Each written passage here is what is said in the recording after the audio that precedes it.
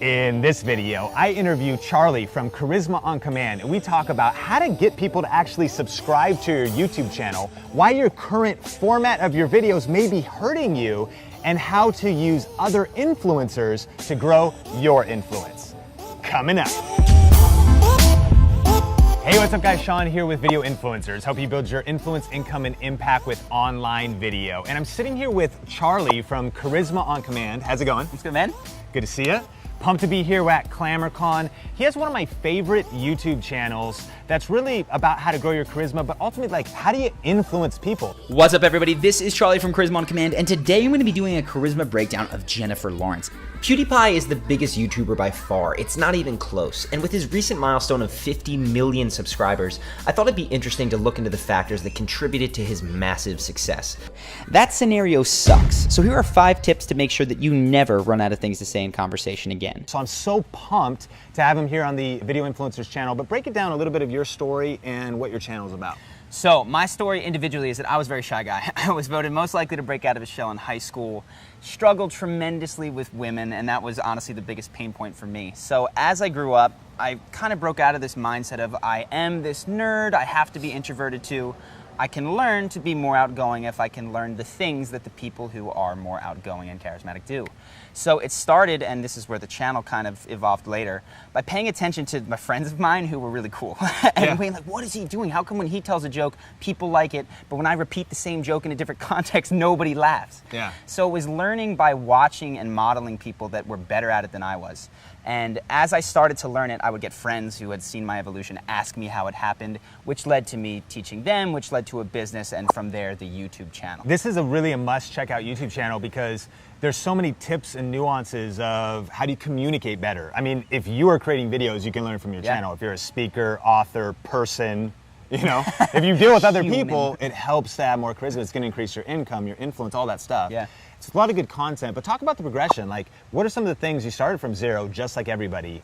What were the growth stages? So the growth stages, we started, I mean, God, we made such bad mistakes. I think the first thing is our company was called Kick-Ass Academy at first. Okay. And I did that because I thought it was cool. I was a 22-year-old. I was like, it's going to be how to live a kick-ass life. Yeah. Except I didn't check with anyone to see what that made them think of. I thought everyone would take the time to read our About page and all of our articles, and they would learn. People thought it was like a martial arts gym, you know, or even when they did discover it, it just sounded like it was for 17 and 18-year-old guys, which it really was. So the first stage was actually listening and speaking to the ideal person who I wanted to learn from me. And this was a lot of my good friends at the time. Which also led to a name change and which kind led of a to a rebrand? name change and a rebrand. And what we did throughout just 10 interviews with my friends, I was like, why do you like me, but you don't associate with my business? They're like, because of the name. And so in listening to them, a lot of them had this idea. They wanted to learn how to be confident and turn it on at a moment's notice. So when that's where the name Charisma on Command came from. So that was stage one. With overnight, we changed the name and we got more business. It was incredible. Cool. It was incredible. After that, it was switching. I think one of the things, if you're out there creating content, is format is so critical. I was writing articles similar to what we do on the YouTube channel for about 2 years, and the business was tiny. We had a small email list. I was scraping by, trying to pay rent, and I couldn't afford it. And when we started to switch from articles to YouTube, immediate upshot in how people were looking at it. Obviously, it's a confidence and charisma channel. Should have seen that sooner that people wanted to see it on camera. So switching to YouTube, and then we discussed this.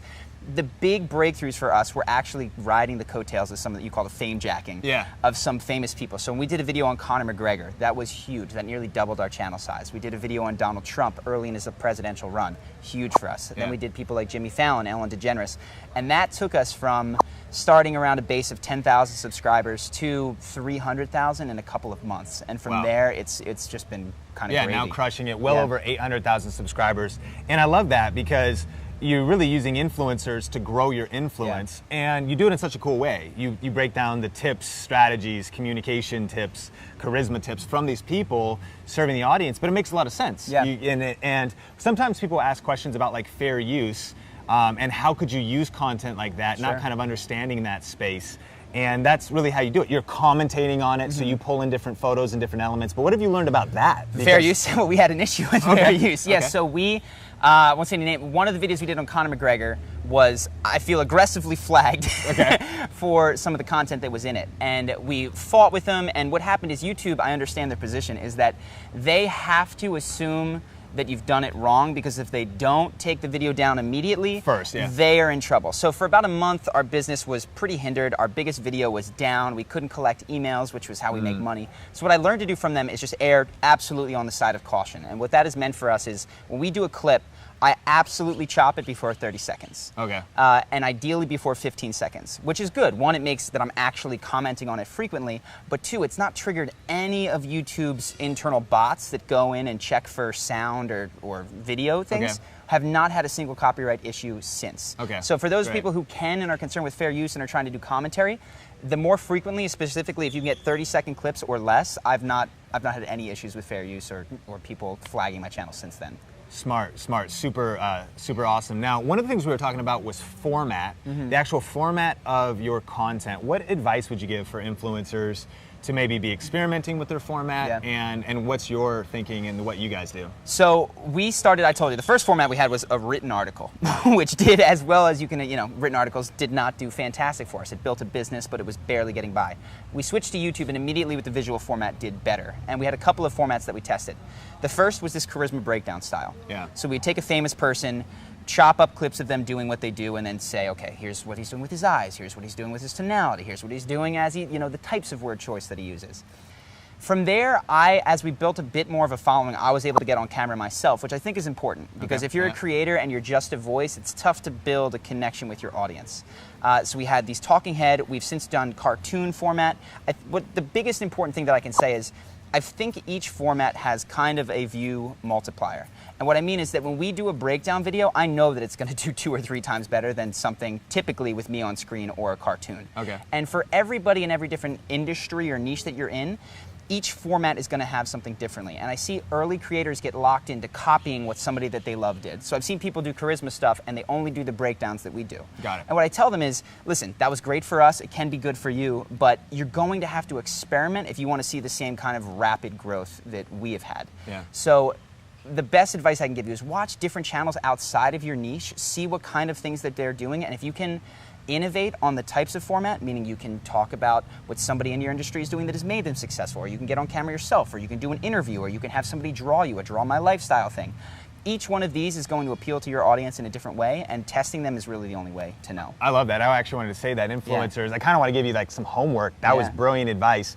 Go check out their channel, also check out other channels, and maybe jot down 10 different format possibilities, and then think about when you could execute on those and experiment, right? Test and experiment. Is that what you guys have done, and trying to see what works? Absolutely, and I think what we did is, when you can bring a new format to your niche is where you stand the biggest chance of explosive growth.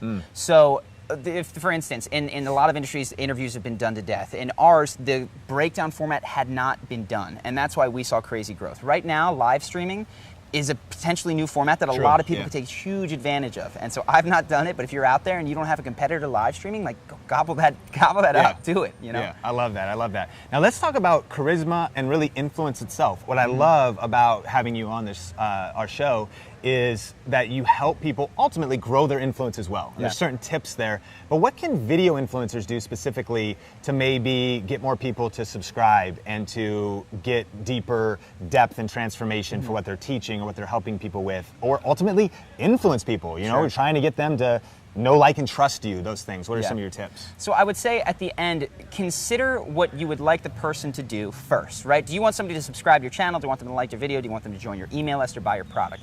Once you know what you would like them to do, flip that completely and think about how does that benefit them? Because if it doesn't benefit them, it's going to be a very hard sell. That's great. And what I hear a lot of people doing, and it's just standard marketing advice, but I'll try to make it more specific, is they'll say, make sure to go buy my free my ebook here. It's awesome.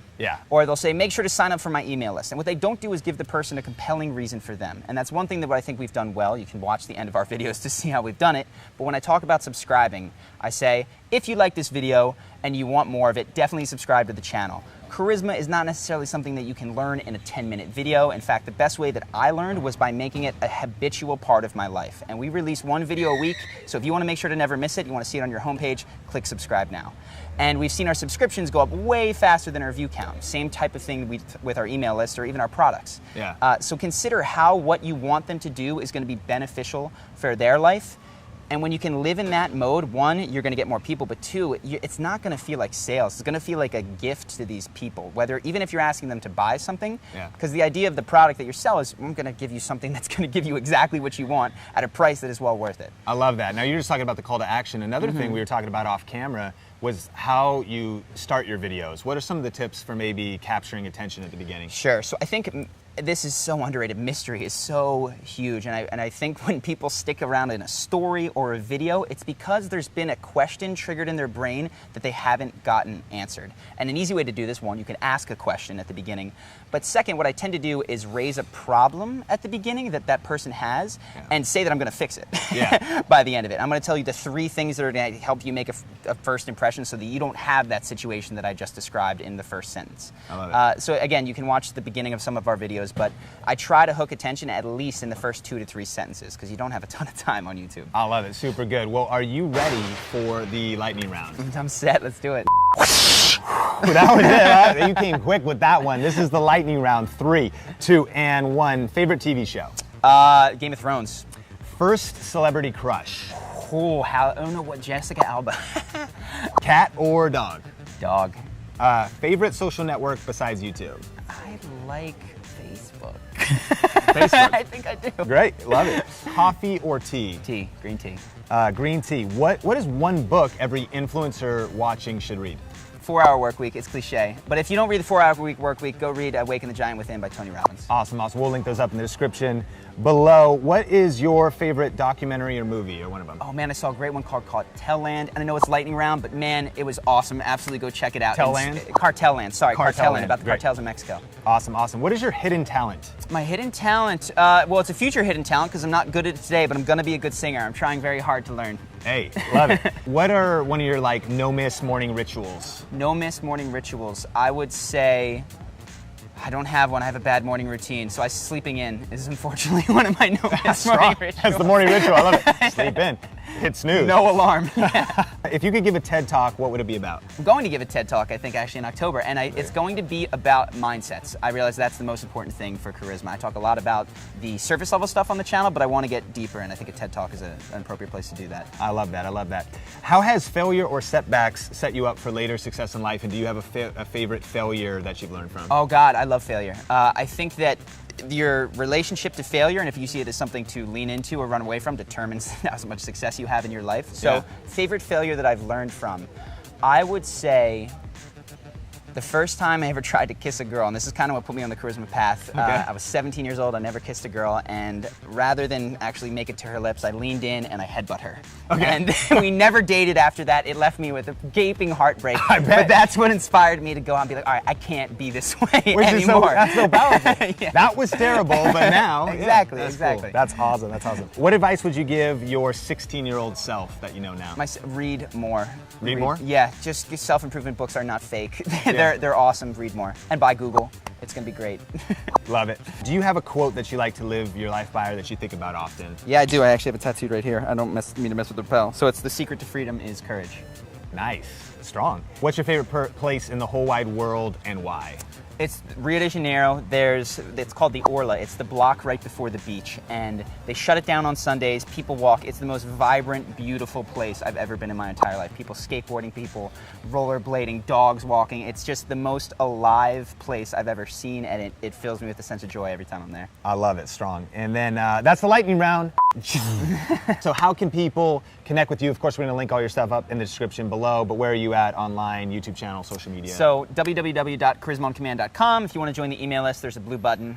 Put your email in there and we'll give you updates about the channel. This is my telling you why you should do it.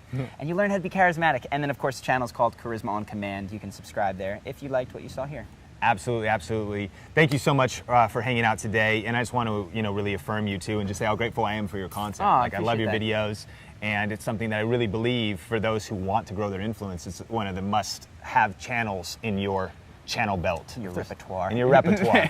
And so, but could you give just a final word of just kind of encouragement for the influencers that are going out there, crushing it, hustling to just stay on their grind? Absolutely. There's nothing that has made, I think, I've met a lot of people here. They are such people, meaning that there is nothing obviously exceptional about them except that they put dedication and time and effort into screwing up a lot. And then eventually they stopped screwing up and started figuring out how to do it. And maybe they still screw up, but just not as often, and they've, you know, achieved a measure of success. I love that. So don't give up, keep failing forward. Appreciate you so much, influencers. Thanks for checking out this interview, and keep building your influence, income, and impact with online video, and we will talk soon.